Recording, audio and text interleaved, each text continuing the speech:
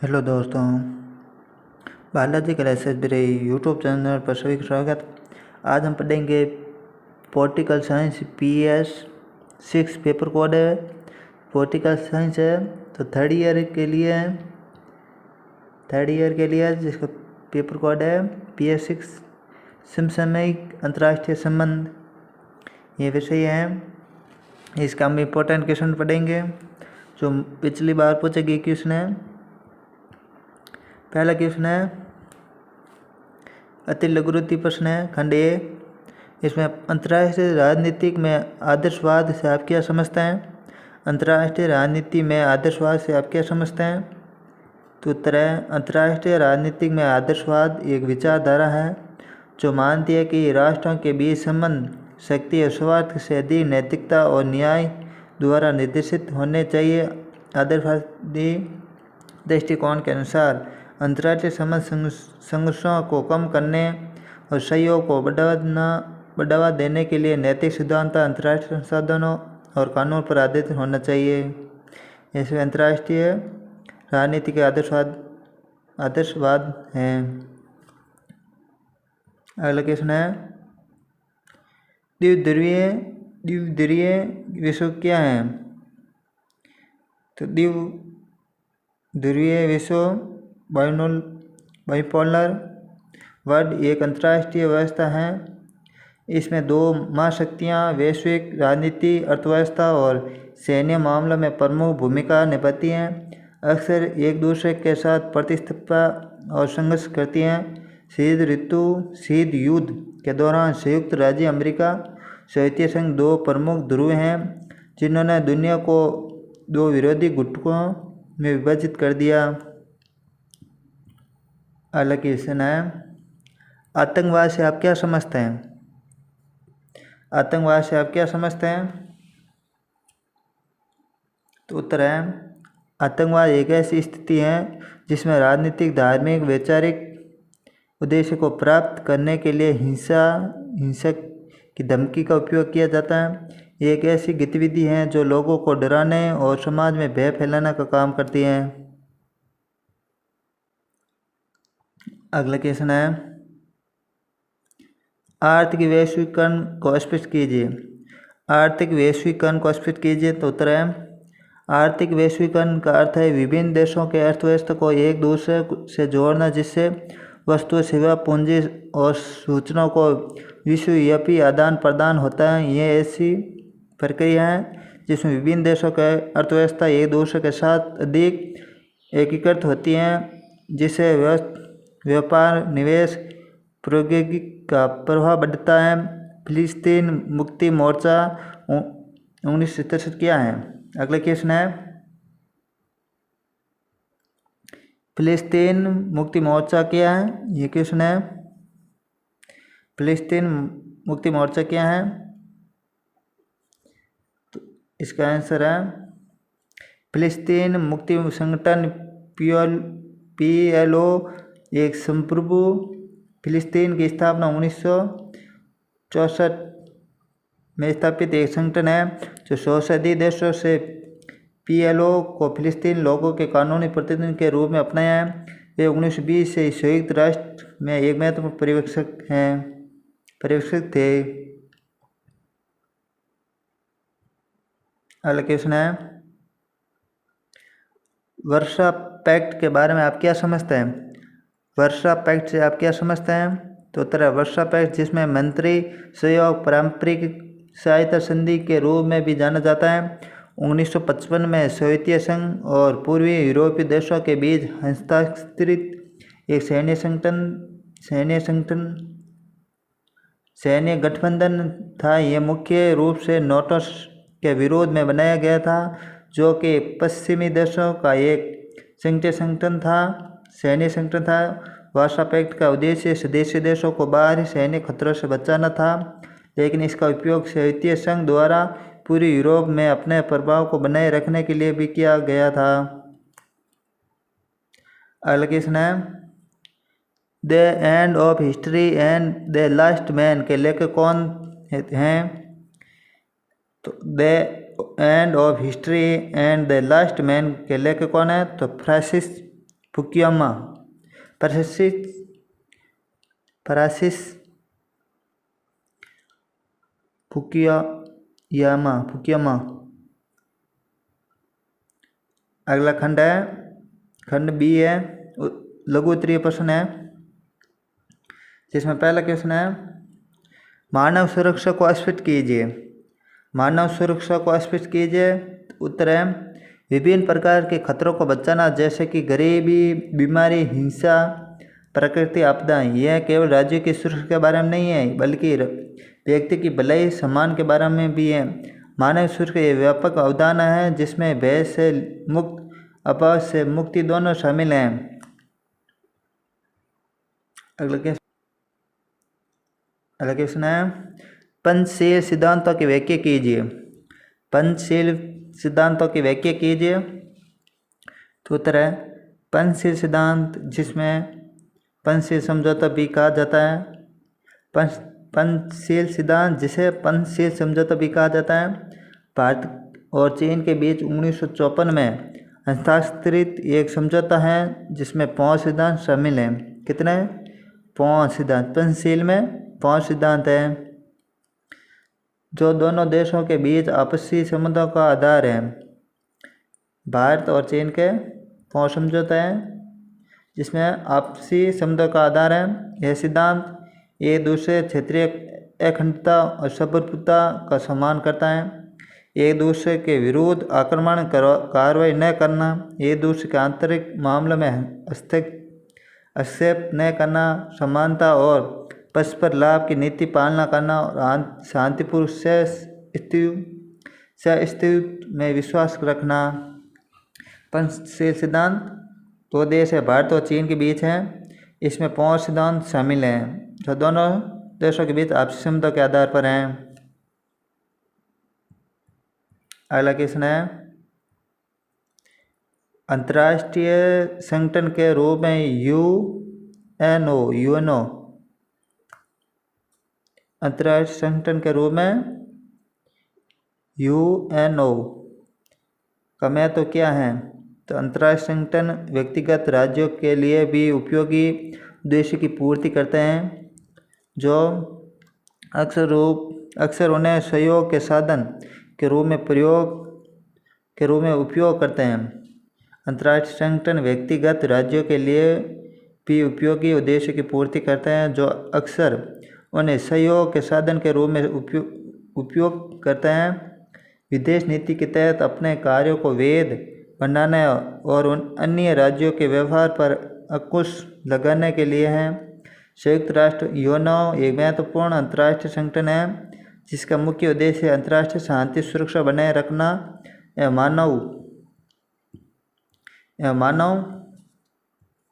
मानव अधिकारों की रक्षा करना और विभिन्न देशों के बीच सहयोग को बढ़ावा देना। यह एक वैश्विक मंच है जो विभिन्न समस्याओं के समाधान के लिए अंतर्राष्ट्रीय सहयोग प्रोत्साहित करता है। यूएनओ है, यूएनओ। अगला क्वेश्चन है सार्क के लक्ष्य और उद्देश्य की विवेचना कीजिए। तो उत्तर है सार्क के मुख्य लक्ष्य और उद्देश्य हैं दक्षिणी एशिया के बीच लोगों के गुणवत्ता में सुधार, क्षेत्र में आर्थिक, सामाजिक और सांस्कृतिक विकास को बढ़ावा देना और सदस्य देशों के बीच आपसी सहयोग को मजबूत करना।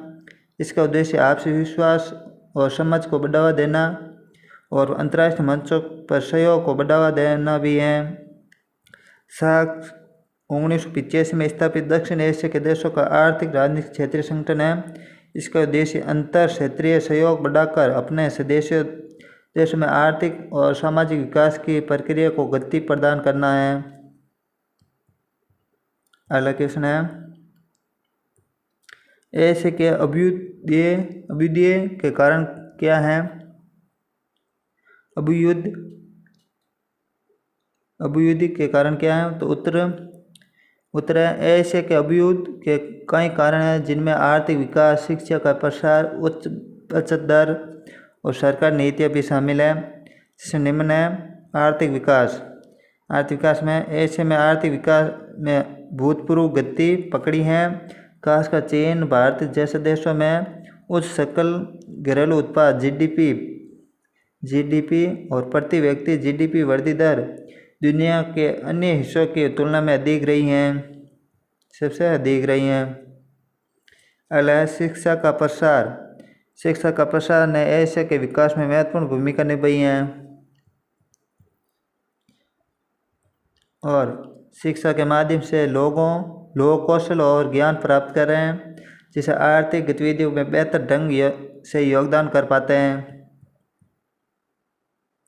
अगला है उच्च बचत दरें। तो एशियाई देशों में बचत दरें आमतौर पर अधिक होती हैं। एशियाई देशों में बचत दरें आमतौर पर अधिक होती हैं, जो निवेश के लिए पूंजी प्रदान करती हैं।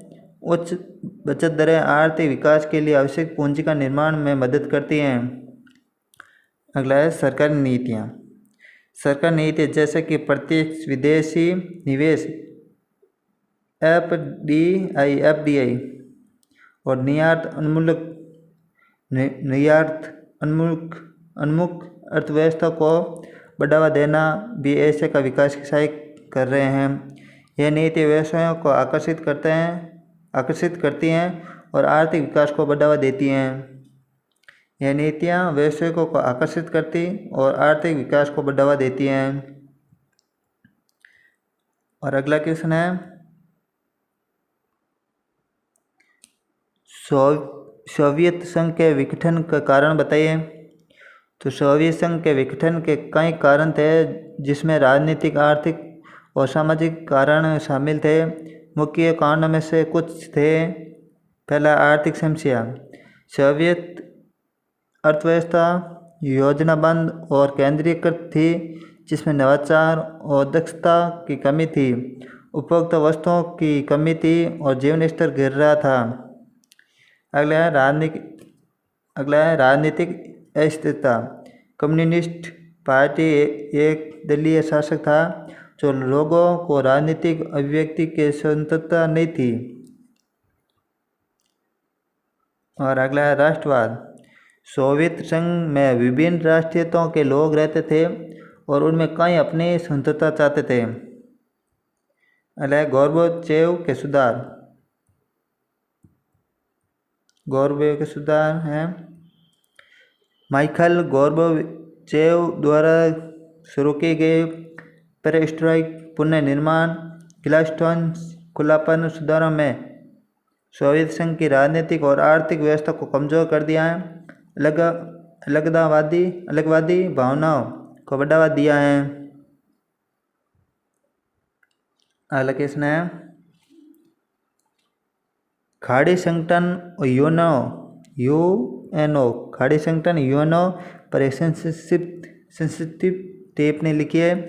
तो उत्तर है खाड़ी संगठन, जिसमें 1990 से 1991 का खाड़ी युद्ध भी कहा जाता है। 1990 में इराक द्वारा कुवैत पर आक्रमण के बाद शुरू हुआ ये वैश्विक संघ था। संयुक्त राष्ट्र और कई देशों के इराक के खिलाफ कार्रवाई की, जिससे इराकी सेना को कुवैत से खदेड़ दिया गया है।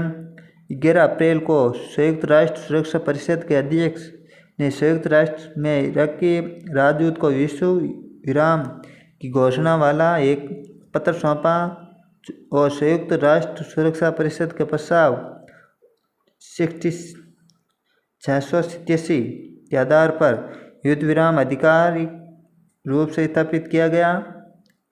इस प्रकार खाड़ी संगठन का अंत हो गया। कुवैत पर आक्रमण के परिणाम स्वरूप संयुक्त राष्ट्र सुरक्षा परिषद ने इराक पर प्रतिबंध लगा दिया।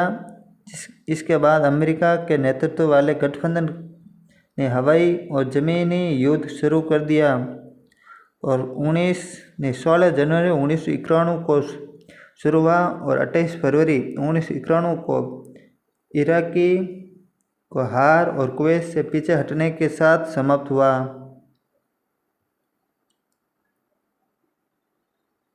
अगला है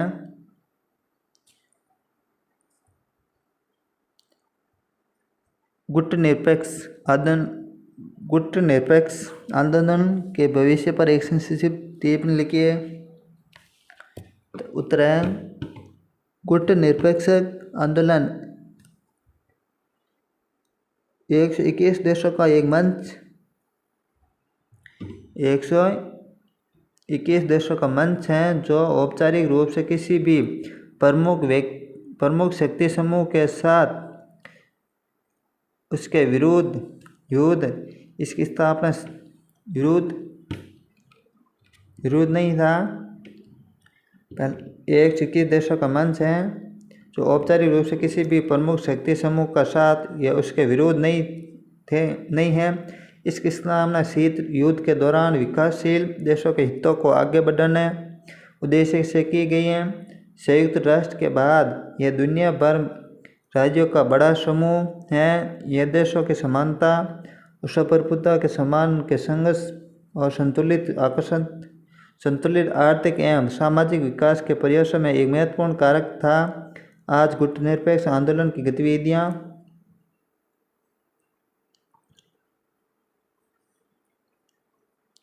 का उद्देश्य बहुपक्षवाद सिद्धांतों को बढ़ावा देना और विकासशील देशों के हितों के प्रतिनिधित्व करना। गुटनिरपेक्ष की नीति का अंतर्राष्ट्रीय राजनीति में अत्यंत महत्वपूर्ण योगदान रहा। गुटनिरपेक्षता की नीति का अंतर्राष्ट्रीय राजनीति में अत्यंत महत्वपूर्ण योगदान रहा। और नेक्स्ट खंड है खंड से दीर्घ उत्तरीय प्रश्न है, जिसमें पहला क्वेश्चन है भारतीय विदेश नीति पर भारतीय राष्ट्रीय आंदोलन के प्रभाव का विश्लेषण कीजिए। भारतीय विदेश नीति पर भारतीय राष्ट्रीय आंदोलन के प्रभाव का विश्लेषण कीजिए। तो उत्तर है भारतीय राष्ट्रीय आंदोलन ने भारत के विदेशी नीति पर महत्वपूर्ण प्रभाव डाला। इस आंदोलन ने न केवल स्वतंत्रता के प्रवृत्ति में महत्वपूर्ण भूमिका निभाई बल्कि इसने भारत की विदेश नीति के सिद्धांतों और प्राथमिकताओं को भी आकार दिया। भारत का इतिहास, संस्कृति, अर्थव्यवस्था और भूगोल भारतीय विदेश नीति को प्रभावित करने वाले कुछ प्रमुख कारक हैं। हमारे प्रथम प्रधानमंत्री पंडित जवाहरलाल नेहरू ने भारत की विदेश नीति को उचित आकार दिया है। हमारा किसने प्रथम प्रधानमंत्री पंडित जवाहरलाल नेहरू ने भारत की विदेश नीति को उचित आकार दिया। भारत की विदेश नीति का उद्देश्य अंतर्राष्ट्रीय शांति सुरक्षा बनाए रखना, साम्राज्यवाद का विरोध करना, रंग भेद नीति के खिलाफ खड़ा होना, अंतर्राष्ट्रीय विवादों के शांतिपूर्वक और राजनीतिक समाधान का प्रसार करना, शांतिपूर्वक स्थिति को बढ़ावा देना, गुटनिरपेक्ष और गैर प्रबंध रहना, यह भारत की विदेश नीति का महत्वपूर्ण घटक है। गुटनिरपेक्षता को भारत की विदेश नीति की महत्वपूर्ण विशेषता है। द्वितीय विश्व युद्ध के परिणाम स्वरूप गुटनिरपेक्षता का उद्देश्य अमेरिका सोवियत संघ द्वारा बनाए गए हैं। किसी भी सैन्य गुट में शामिल न होकर विदेशी मामले अंतर्राष्ट्रीय संतुलता को कायम रखना था। सारांश, किसी भी देश की विदेश नीति के निर्धारक तत्वों में देश की भौगोलिक स्थिति, इतिहास, परंपरा, संस्कृति, आर्थिक विकास का स्तर, सैनिक बल तथा अंतर्राष्ट्रीय परिस्थिति आदि तत्व गिने जाते हैं। विदेश नीति, जिसे बाह्य नीति भी कहा जाता है, उन रणनीतियों और कार्य का समूह जिनका उपयोग एक राज्य अन्य राज्यों का संघों का अंतर्राष्ट्रीय संस्थानों के साथ अपने संबंधों में करता है, जिसमें रक्षा और सुरक्षा का आर्थिक लाभ और मानवीय सहायता के सहित कई उद्देश्य शामिल हैं। भारत की विदेश नीति रक्षा और सुरक्षा पर गहरा प्रभाव पड़ता है। यह प्रभाव न केवल भारत की सीमाओं की सुरक्षा और क्षेत्रीय स्थिरता सुनिश्चित करने में बल्कि वैश्विक शांति और सुरक्षा में भी योगदान देता है। भारत की विदेश नीति का मुख्य आधार गुटनिरपेक्षता है। इसका अर्थ है कि भारत की किसी भी प्रमुख शक्ति गुट जैसे अमेरिका, सोवियत संघ शामिल नहीं होता है, अपनी विदेश नीति में स्वतंत्र रहता है। और आगे बढ़ने से पहले हमारे YouTube channel Balaji classes break को सब्सक्राइब कर लें और टेलीग्राम ग्रुप व्हाट्सएप चैनल को भी ज्वाइन कर लें। बालाजी क्लासेस ब्रेक का नाम क्या है। और वीडियो अच्छा लगे लाइक कमेंट शेयर ज़रूर करें। अगला क्वेश्चन है, अरब इजराइल संघर्ष में महाशक्तियों की रुचि का आलोचनात्मक परीक्षण कीजिए। अरब इजराइल संघर्ष में महाशक्तियों की रुचि का आलोचनात्मक परीक्षण कीजिए। तो उत्तर है, अरब इजराइल संघ के भूमि राजनीतिक घटना है। अरब इजराइल संघ एक भू राजनीतिक घटना है जिसमें सैन्य संघ और इजराइल को कई अरब देशों के बीच कई तरह के विवाद शामिल हैं। ये मुख्यतः इजराइल फिलिस्तीनी संघर्ष के संदर्भ में अरब लीग फिलिस्तीनियों के प्रति ऐतिहासिक रूप से ईसाई रूप में निहित है, जिसे 19वीं सदी के अंत में ज़ियोनिज़्म और अरब राष्ट्रवाद के एक साथ उदय के लिए जिम्मेदार ठहराया गया है। हालांकि 1920 के दशक तक दोनों आंदोलनों में सीधा टकराव नहीं हुआ। हालांकि 20वीं सदी के उत्तरार्ध से मध्य पूर्व के अरब इजराइल संघर्ष की प्रत्यक्ष शत्रुता का मुख्य रूप इजराइल ईरान सद्दाम संघर्ष के प्रभुत्व वाले बदलने वाले राजनीतिक माहौल के लिए जिम्मेदार ठहराया गया।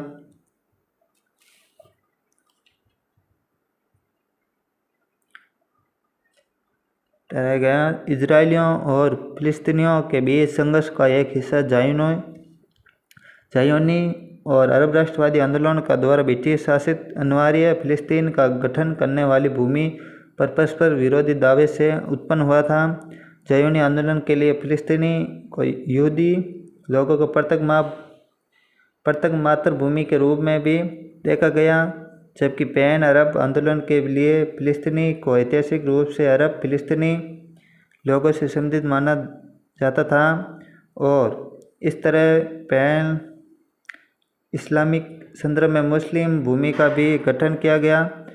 1920 तक इन दोनों के आंदोलन के विरोधी राष्ट्रीय आकांक्षों के ब्रिटिश अधिदेश के क्षेत्र के भीतर एक यहूदी अरब सांप्रदायिक संघर्ष का जन्म दिया। अतः फिलिस्तीन के लिए संयुक्त राष्ट्र विभाजन की योजना का अनावरण के बाद 1948 के फिलिस्तीनी गृह युद्ध में बढ़ गया। मई 1948 इजराइल के समझौता की घोषणा के एक दिन बाद अरब लीग के अरब फिलिस्तीनियों का समर्थन करने के लिए तत्कालीन ब्रिटिश अधिदेश क्षेत्र पर आक्रमण करने गृह युद्ध में सैन्य हस्तक्षेप किया, जिससे प्रथम अरब इजराइल युद्ध छिड़ गया। संघर्ष की प्रकृति पिछले कुछ वर्षों में बड़े पैमाने पर क्षेत्रीय अरब इजराइल संघर्ष से बढ़कर एक अधिक स्थानीय इजराइल फिलिस्तीन संघर्ष में बदल गई, जो 1982 के लेबनान युद्ध के दौरान चरम पर था, जब इजराइल ने लेबनान की फिलिस्तीनी मुक्ति संगठन को बाहर करने के लिए लेबनानी गृह युद्ध में हस्तक्षेप किया। तो 1993 के पहले इस्तफा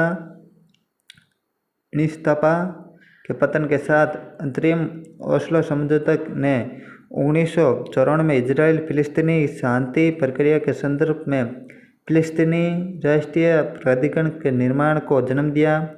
उसके बाद इजराइल और जॉर्डन ने एक शक्ति का समझौते पर पहुंचे।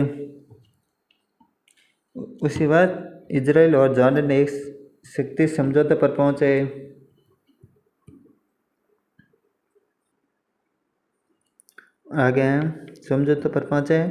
2002 में अरब लीग ने अरब शांति पहल इजराइल फिलिस्तीन संघर्ष के समाधान के हिस्से के रूप में अरब देशों द्वारा इजराइल को मान्यता देने की पेश की पहल, जिसकी बाद में भी फिर से पुष्टि की गई। अरब लीग और इजराइल के बीच संबंधों को सामान्य करने की मांग करती हैं। बदले में इजराइल द्वारा कब्जे वाले क्षेत्रों पूरी यरूशलेम सहित से पूरी तरह से वापसी और संयुक्त राष्ट्र के प्रस्ताव 194 के आधार पर फिलिस्तीनी शरणार्थी समस्या का उचित समाधान किया जाएगा। 1990 के दशक और 2000 के दशक की शुरुआत में इजराइल और सीरिया के बीच बड़े पैमाने पर युद्ध विराम कायम रहा, जबकि लेबनान में ईरानी प्रॉक्सी मलेशिया के खिलाफ सीमित युद्ध जारी रहा है। मिस्र और जॉर्डन के साथ शांति समझौता और फिलिस्तीनी प्राधिकरण के साथ अंतरिम शांति समझौता और आमतौर पर युद्धमान युद्ध विराम के बावजूद 2010 के मध्य हुआ। और ऐसे ही वीडियो देखने के लिए हमारे YouTube channel Balaji classes BD को सब्सक्राइब कर लें और टेलीग्राम ग्रुप को ज्वाइन कर लें। वीडियो अच्छा लगे लाइक कमेंट शेयर ज़रूर करें।